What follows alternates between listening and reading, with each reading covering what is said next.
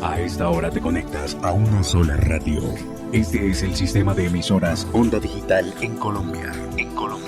Radio virtual, hecha por jóvenes, pensada por universitarios. Sistema de estaciones Onda Digital, un concepto diferente.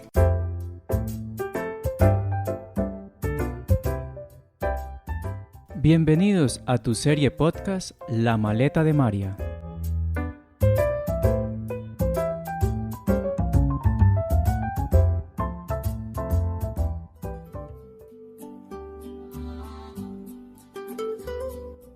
Hola a todos, bienvenidos a La Maleta de María. Yo soy Linda Bustamante, estudiante de Comunicación Social de la Universidad Cooperativa de Colombia, sede Medellín, y hoy estoy en este segundo capítulo sobre el libro número 0 para contarles de un personaje muy particular de esta novela escrita por Umberto Eco, el reconocido escritor, profesor, filósofo, crítico literario y semiólogo italiano que falleció en el año 2016. Su última novela fue esta, número 0. En el capítulo anterior ya les había hecho un resumen de esta historia que es una crítica al periodismo. Y les conté muy bien quién era Colonna, el protagonista, su historia que comenzó con un momento de suspenso, que después se fue desarrollando en una sala de redacción de un periódico y que después culminó de una manera que nosotros no esperábamos. Pues bien, comencemos. Les voy a hablar de Romano Braggadocio.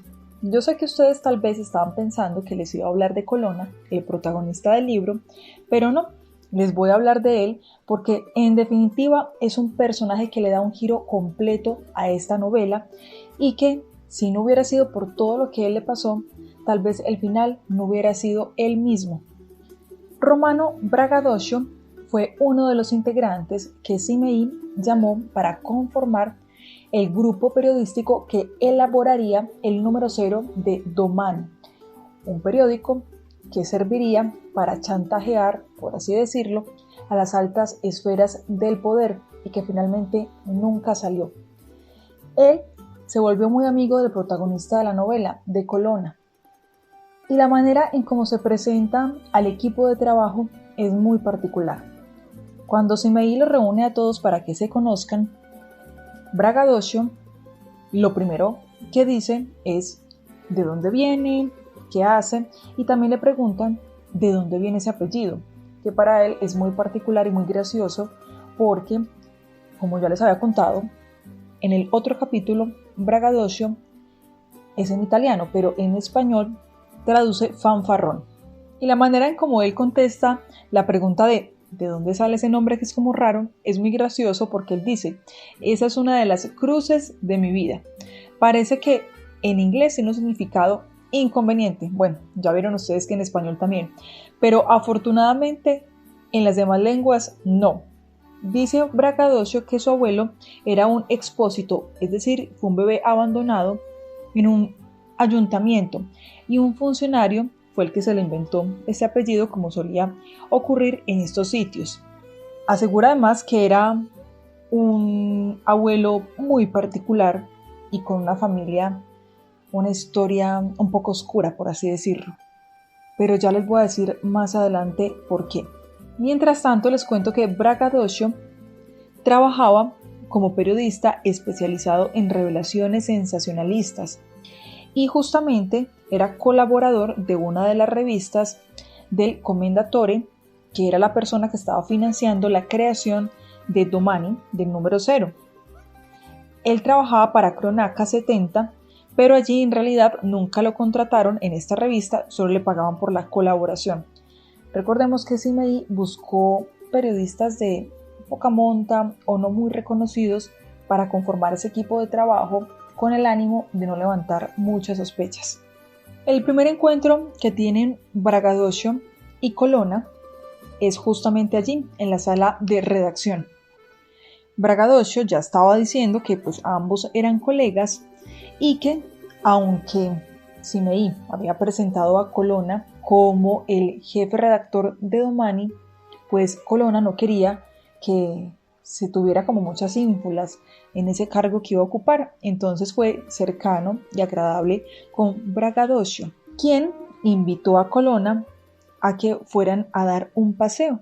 Colonna lo describe como un hombre que sonreía con sus labios carnosos y sus ojos un poco bovinos. Incluso dice que le pareció repugnante. Calvo, muy calvo. Dice que con la nuca que caía al plomo sobre el cuello, pero con la cara de Telly Savalas. Bueno, ya ven ustedes que era un personaje bastante particular y además es de los pocos que se describe con tanto detalle físicamente. Pues resulta que en determinado momento de la historia, cuando ellos ya logran tener mayor acercamiento, Braggadocio invita a Colonna a dar un paseo por una reconocida plaza de Milán y le cuenta un poco de su vida familiar. Afirma este personaje que es una historia oscura de su familia. Su abuelo era un jerarca del infausto régimen, como se solía decir en aquella época, y el 25 de abril un partisano lo reconoció mientras intentaba ahuecar el ala. Estoy leyendo textualmente. No lejos de aquí, en la vía Capuccio, lo captaron y fusilaron, ahí mismo en la esquina. Mi padre lo supo con retraso porque, fiel a las ideas de mi abuelo, en el 43 se enroló en la 10ª más y lo capturaron en Saló y lo mandaron en un año al campo de concentración de Coltano. Cuenta entonces Braggadocio ese desenlace tan desafortunado que tuvo su abuelo y que también su padre se vio involucrado y que más adelante sufrió todas las consecuencias por haber tenido como padre a un señor que fue víctima del infausto régimen. Es decir, que toda esa herencia familiar también tuvo las repercusiones en Braggadocio, un personaje que vivía, por decirlo, obsesionado. Él sospechaba de todo, él creía que todo podía ser una conspiración. De alguna manera por las venas le corría la duda, la inquietud, que para su profesión era bueno. Para ser periodista, tener esto en su sangre podría ser positivo. De hecho, en una de las historias que Braggadocio le contó a Colonna, Colonna le pregunta que si no está exagerando con esa sospecha. A lo que él responde: las sospechas nunca son exageradas. Sospechar, solo de este modo se encuentra la verdad, y lo resalta, sospechar. Bueno, según Braggadocio, eso es lo que la ciencia dice que hay que hacer y él sí que lo pone en práctica. Pues resulta que él está en una investigación bastante compleja, que es justamente lo que decide contarle a Colonna cuando ellos se vuelven más amigos. Un gran pez que él quería pescar, que tenía que ver con la historia de lo que había pasado en la época del fascismo. Se trataba también de secretos ocultos de la CIA, del Vaticano y de la vida de Mussolini, quien fue un político militar y dictador que llevó al poder al Partido Nacional Fascista, colaborador y seguidor de los nazis. De alguna manera, creo que Braggadocio tenía el resentimiento de que su abuelo, en años atrás, fue víctima de toda esta situación. Tal vez por esto empieza a apasionarse tanto por el tema de investigar por lo que pasó cuando el fascismo italiano finalmente colapsó en la Segunda Guerra Mundial. Toda esa investigación que le estaba adelantando, las sospechas de que este líder del fascismo, Mussolini, no falleció, no lo fusilaron, como lo dieron a entender en la historia, sino que él estaba vivo y se había ido para Argentina con la colaboración incluso de la Iglesia Católica, de otros dictadores, de partidos aliados al fascismo, y que lo habrían ayudado, como dije, a irse para Argentina, a esconderse y seguir gestando su ideología, era lo que desvelaba a Braggadocio, un periodista que además era muy detallista con todo lo que veía. Por ejemplo, otro personaje de la historia es María Fresia, que también trabajaba en este grupo de redactores de Domani, y Braggadocio no se la llevaba muy bien con ella porque de alguna manera él pensaba que María Fresia tenía un grado de autismo. Él la detallaba y pensaba, por ejemplo, como, bueno, es una mujer que cree que todos pensamos lo mismo que ella. Se queda por mucho tiempo pensando un mismo tema. La veía como si fuera retrasada. Y Braggadocio cumple, digamos, un papel fundamental contándole a Colonna lo que pensaba de María Fresia, y Colonna no lo tomó por el lado de burla, no lo tomó por el lado de es verdad lo que dice sobre Maía, sino que le ayudó a fijarse en ella, para que finalmente ellos en la historia también tuvieran su espacio para vivir el amor de una manera muy atípica, a escondidas, por así decirlo, en su equipo de trabajo, porque además tenían una gran diferencia de edad, Maía 28 años y Colonna 50. De alguna manera, Braggadocio, su personalidad, lo que le contaba a Colonna acerca de Maía, de sus historias, de sus investigaciones, le ayudaban a darle un refresco a su vida para continuar con este proyecto ficticio de Domani, que era un periódico que finalmente nunca iba a salir, pero que quería estar ahí listo en caso de necesitarse para chantajear a las altas esferas del poder. Braggadocio siguió con su investigación. Cada vez encontraba más pruebas que lo acercaban a la teoría de que Mussolini no había muerto como se había contado a lo largo de la historia.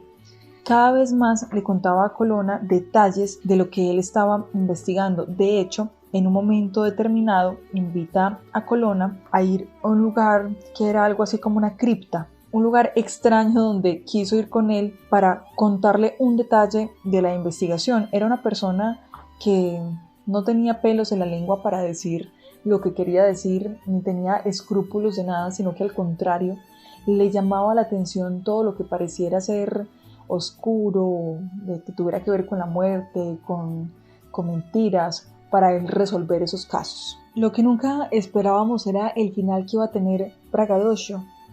Aunque él sentía que lo perseguían, era una persona cautelosa en sus encuentros con Colonna para contarle detalles de su investigación, siempre estaba atento, alerta. Pasó lo inesperado. Braggadocio muere. Lo encuentran justamente en una de las vías, en una de las calles donde él caminaba con Colonna para contarle sus historias. Lo asesinan vilmente con un arma blanca. Queda tendido incluso en plena vía pública, situación que desata muchas situaciones negativas para todo este equipo de periodistas. La principal, que Domani no continuara más. El periódico, sin siquiera haber salido al público, tuvo que ser cerrado para evitar las investigaciones, para evitar la justicia. A fin de cuentas, lo que estaban haciendo no era algo correcto. Y fue la muerte de Braggadocio lo que le dio un vuelco total a la historia, lo que nos hizo comprender que tal vez siempre ir detrás de la verdad absoluta no es lo mejor, y esa era la concepción de vida que tenía Colonna. No siempre el que lo sabe todo es el ganador. Él se consideraba un perdedor, y reitero la frase que ya les había comentado en el primer capítulo: los perdedores y los autodidactas siempre saben mucho más que los ganadores. Si quieres ganar, tienes que concentrarte en un solo objetivo, y más te vale no perder el tiempo en saber más. El placer de la erudición está reservado a los perdedores. Esto lo decía Colonna y aplicó como su política de vida. Finalmente él, aunque se vio un poco afectado por esta situación, no falleció, al contrario ganó el amor de una mujer, ganó una nueva vida, no le fue tan mal. Por el contrario, sí a Braggadocio. En esta crítica al periodismo es una muestra clave de nuestra realidad, incluso en Colombia, incluso en Latinoamérica y en otros países del mundo, en otras regiones donde quienes van detrás de la verdad absoluta pueden meterse en problemas, su vida puede correr riesgo. No es así como debería funcionar el periodismo, no es así como esta profesión que es tan bonita y al mismo tiempo tan diversa debería enfrentarse a las realidades, no es así como debería ejercerse, pero es lo que hay. Y hay que aprender de esas situaciones, y por eso lo reitero en este segundo capítulo en La maleta de María.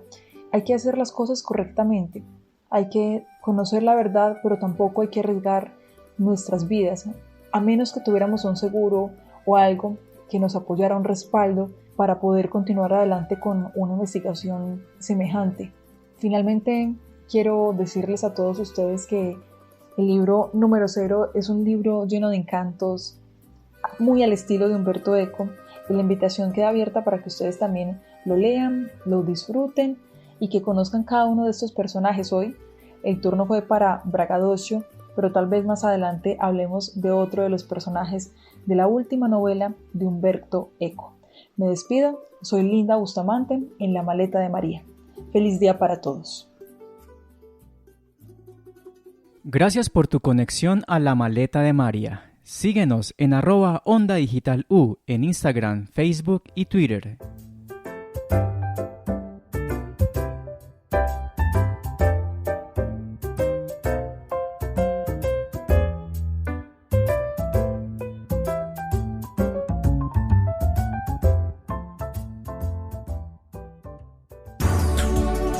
A esta hora te conectas a una sola radio.